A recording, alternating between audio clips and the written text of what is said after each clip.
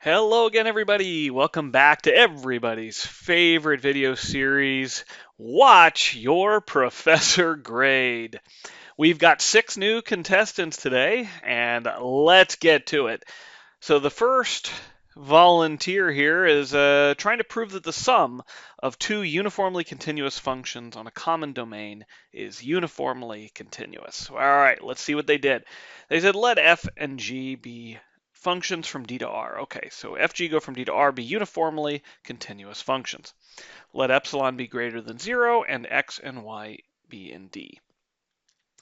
There exists delta 1 and delta 2 which depend on epsilon over 2 greater than 0, such that if x minus y, that is the distance between x and y, is between delta 1 over epsilon of epsilon over 2 and okay, so there's a couple things going on here, right? So at the end, we want to conclude that f of x minus f of y is less than epsilon over 2, and g of x minus g of y is less than epsilon over 2. Fine. However, we have to get the ordering a little bit different here. So first, even though you've written down delta 1 of epsilon over 2, which makes it seem to me as if the delta 1 depends on epsilon and not on the x and y, we really want the x and the y to come after you define the delta, because this is kind of the key thing with uniform continuity, right? The deltas don't depend on the input points. So we want to move the deltas after, right? So such that, let's see, if x and y are in D. Okay, that's number one. Number two, you're putting two separate conditions here. Okay, you're saying if x and y are within delta 1 of epsilon over 2 and they're within delta 2 of epsilon over 2. So right off the bat, you're essentially making them less than the smaller of these two.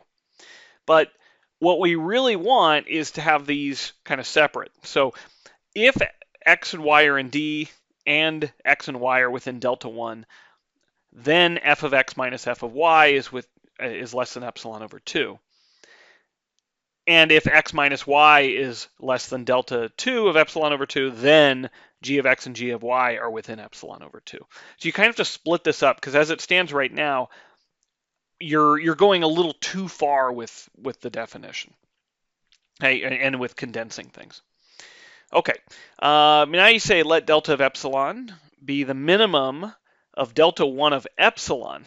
Okay, now that's a little bit problematic, and I think probably what you want is here to say epsilon over 2, because that's how you define these delta 1s and delta 2s.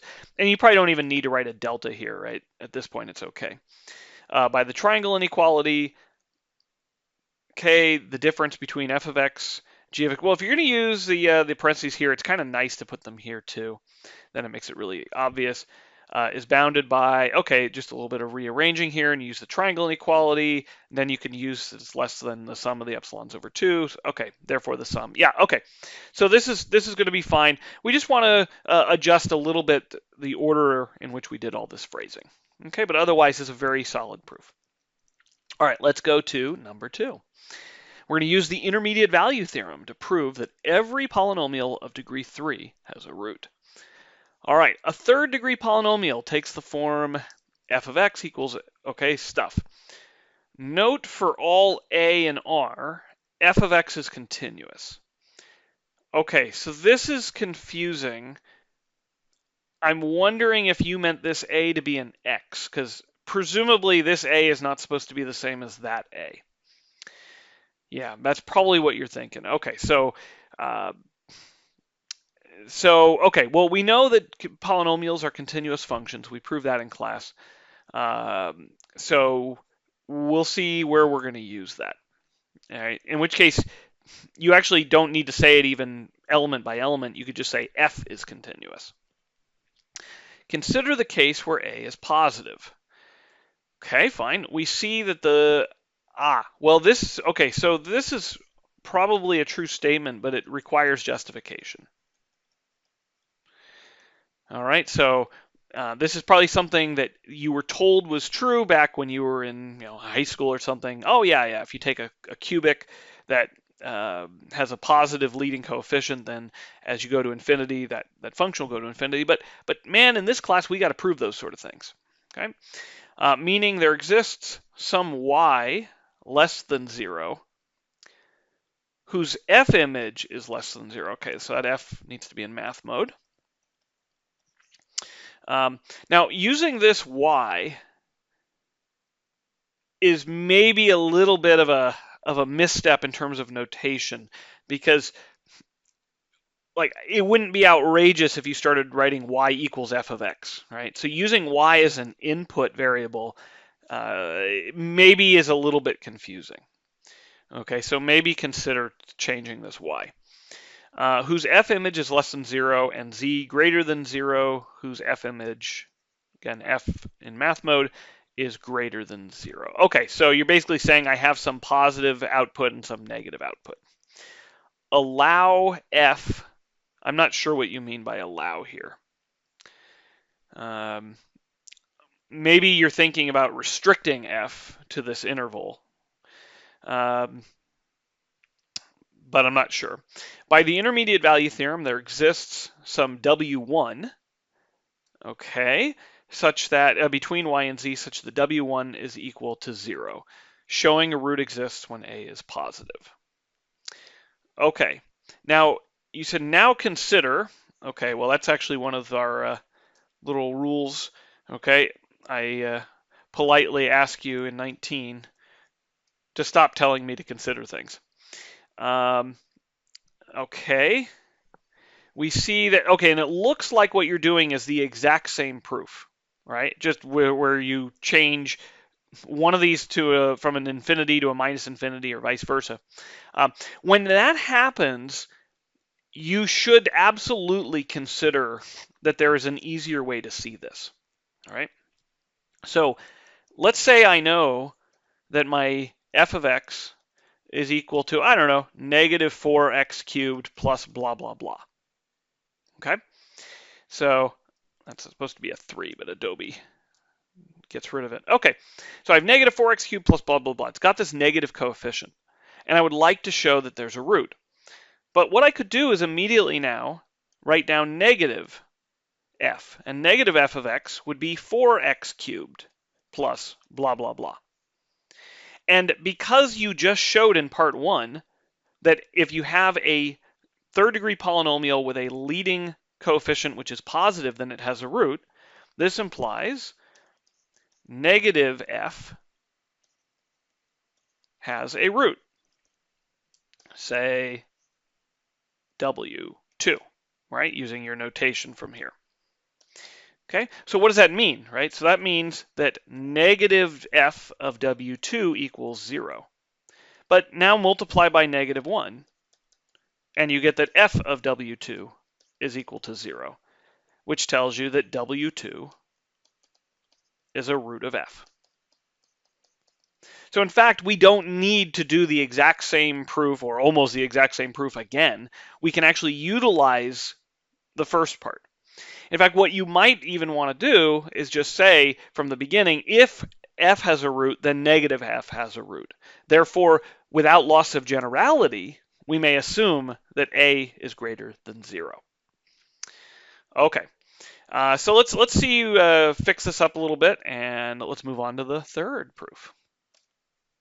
Okay, we're back to proving that the sum of two uniformly continuous functions on a compact domain is uniformly continuous. Let f and g be two uniformly continuous functions on D. Okay. You don't even need to use the word 2 here, right? Because there's 1, 2. It's kind of redundant. For all epsilon greater than 0, there exists a delta. Good, greater than 0. Oh, I like this. Okay, you're saying it depends on epsilon. But then you're going to say, I don't want to use the whole name. I'll just restrict it to delta. Fine. Such that for all x, y, and d, so if x and y, okay, yeah, so there's a few things going on here. First, you didn't define a delta 1 and a delta 2. You defined a delta. So I don't know what these are. Second, when we do uniform continuity, just like with regular continuity, we are not assuming that x and y are necessarily different. So we need to get rid of this condition. In terms of the grammar here, right? If we read this out, we say such that for all x, y, and d, x and y less than delta 1, or x minus y less than delta 1, implying this? No, we probably want to say implies. Oops, implies that. Okay. There's a second issue here, which is we're stacking equations. Okay, we have two different things. Are you claiming both of these are true simultaneously? Are these separate statements? Right? It's not always clear. So this violates issue number 5 here, avoiding stacked equations. It's probably better in this case to put this into sentence form. Okay. Since we're working with two functions, let our positive epsilon equal epsilon over 2. So I'm a bit confused here. First, well, the hour we don't want to use anyway. But also this thing, I'm not sure why we're mentioning that it's positive, but how do you let epsilon equal epsilon over 2? That's not really clear. And it also seems a little bit like you've ignored what you already did, right? You've already talked about making the difference between f of x and f of y, or g of x and g of y, less than epsilon over 2. So I don't think we need, like, this is probably can just go. Then you said let h be the sum of the functions f and g. Yeah, I don't think this is really necessary here. Okay. I'm pretty sure this is a number 7 on our list, right? Avoid unnecessary nicknames, right? Because what's going to happen, where you use h, you use it one time and then a second time, but you immediately translate it back into f's and g's, although I can see there's a typo here. Okay, so I don't think it's necessary to introduce a new letter for f plus g. Like, that's not a big savings, and you're not using it that often. Okay, now you said for all epsilon greater than 0, there exists delta 3 greater than 0. Let delta 3 be the minimum. Well, okay, when you say there exists, now it's out of your control what it is. So if you want to define delta 3 to be this minimum, then that's just what you do. Also, you can't say for all epsilon greater than 0, because really what you want to do up here, right, like you're picking an epsilon, right? So you're going to say let epsilon be greater than 0. There exists, maybe it's delta 1 and delta 2, because it looks like what you really want, right? We really want delta 1 and delta 2 greater than 0. Okay, which might depend even on epsilon over 2 or something, right? But so we don't want this. We probably just want to say let delta 3 equal this minimum, right? And in which case, I'm not even sure what you're doing with delta, right? You defined a delta up here, but then you have a delta 1, delta 2. Maybe this should be your delta and just get rid of the 3. We need to show that for all... Okay, you don't need to tell me what we need to show. Okay, so that can all go away. Using the triangle inequality, okay, we'll get rid of that. So let's put some parentheses, or actually, well, okay, you didn't put it in the second half, but this is supposed to be a g. F of x plus g of x minus f of y minus g of y is bounded by this bit. And actually, you should just put this together, okay? So you can put this into an align environment, so use align star environment, and just move this bit here up. And well, maybe this equal epsilon goes down beneath it. Okay, and that should do it. And then you can have a concluding statement. Therefore, right? Therefore, f plus g is uniformly continuous. Okay, so a little bit of work here. I think the idea of the proof is in the right direction, right? We need to be very careful that we don't, for example, start using delta 1s and delta 2s when we haven't defined them, or defining a delta that we never use. All right, moving on to proof number 4. Here we want to show that a function f from d to r is differentiable at an interior point a of d with derivative f prime of a, if and only if the limit as h goes to 0 of f of a plus h minus f of a over h equals f prime of a. So just for context, for those of you watching at home, this is not how we define the derivative directly. We actually defined it using this difference quotient. So that's why this is actually a problem to be solved. So let's see. Assume f from d to r is differentiable. Right? So since this is if and only if, it's okay. We're going to assume that it is differentiable with derivative f prime of a. This implies, okay, limit of this difference quotient is f prime of a. Sure. Let h equal x minus a, where h equals 0 when x approaches a. So this is a false statement, right? When x approaches a, so presumably when you use this word approaches, you're talking about the limit as x approaches a. And as x approaches a, we are always in the situation where we assume x does not equal a. And if x does not equal a, then h does not equal 0. So we can only say that h approaches 0 when x approaches a. Let's see, by substitution, we have this limit is equal to that. Okay, so let's just double check here. When h is equal to x minus a, then x is going to equal h plus a. Okay, that'll work there. Nothing changes here. X minus a turns into an h. So there is a subtlety going on here, right? You are assuming that as soon as I let x approach a, then that is equivalent to letting h approach 0. And that's probably something that would be worthwhile to expand upon, right? We haven't really talked about in this class what happens when I go to, if I want to use a substitution to change a limit, right? So it's probably worthwhile mentioning, right? So somewhere here and here, okay, so somewhere in there, we want to talk about, right? Explain why substitution works as you describe.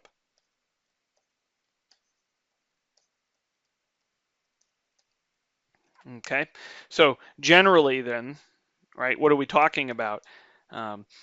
If, say, u goes to b as x goes to a,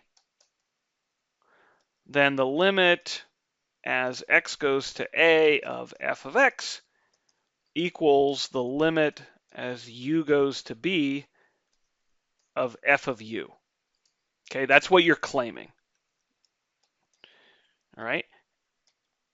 Okay, and maybe it's worthwhile to justify this. Okay, shouldn't be hard to do, but it's not something that we've actually talked about. Okay, now you want to go the other way. Now assume, okay, that this difference quotient is equal to f prime of a. Let h equal x minus a, where x equals a. Yeah, okay, so this is the exact same problem. So it really does feel like the second half of this proof is just reading the first half backward, doesn't it?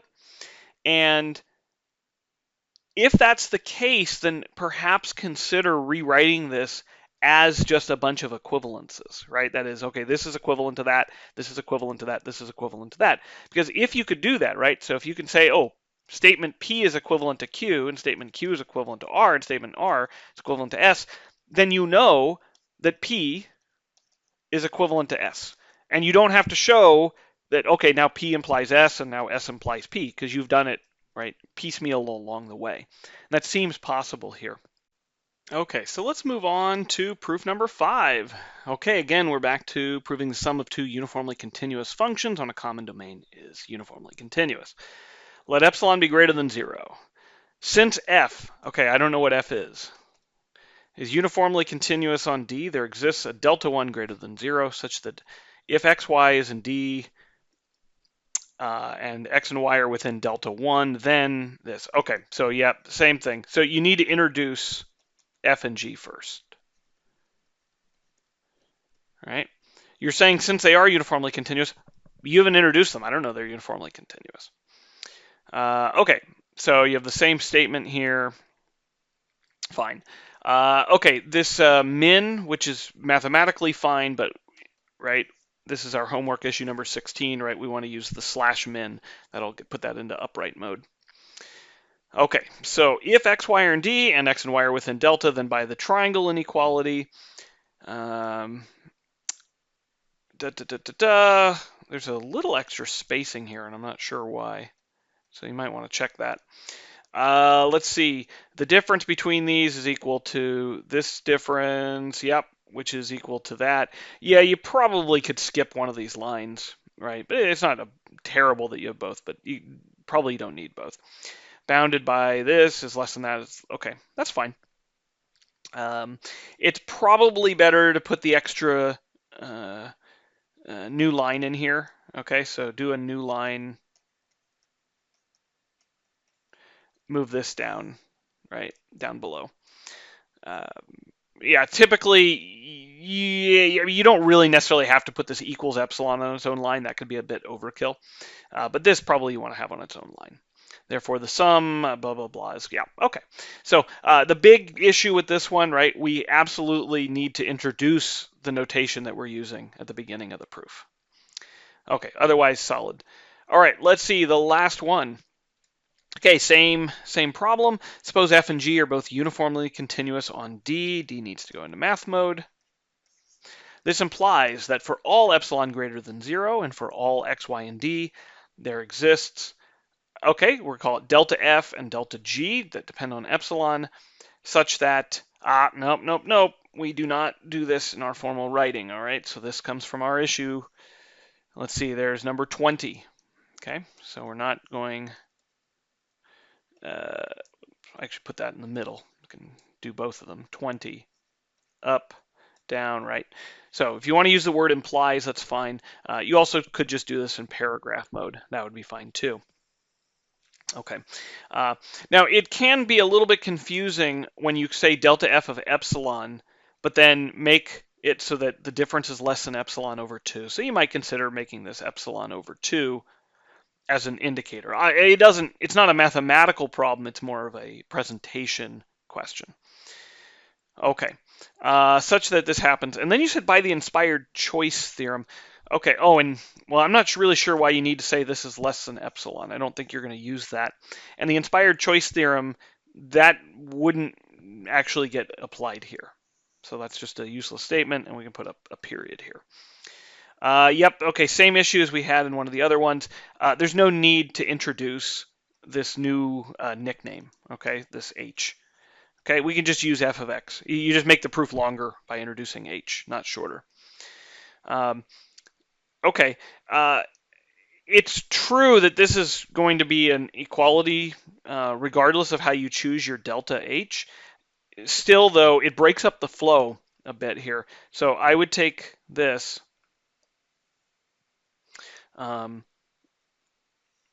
Yeah, okay, actually, there's some things going on down here. So first, you want to introduce now your delta h, so move that up, okay? And then you're saying, if delta h equals this minimum, then this implies that. So yeah, this becomes a little complicated, right? Because you're not connecting what you have up above with what you have down below. So better is, okay, we get rid of the h, just make this f plus g. And this will equal that, which will equal that. And now of course, we want to cite the triangle inequality. All right, so cite the triangle inequality.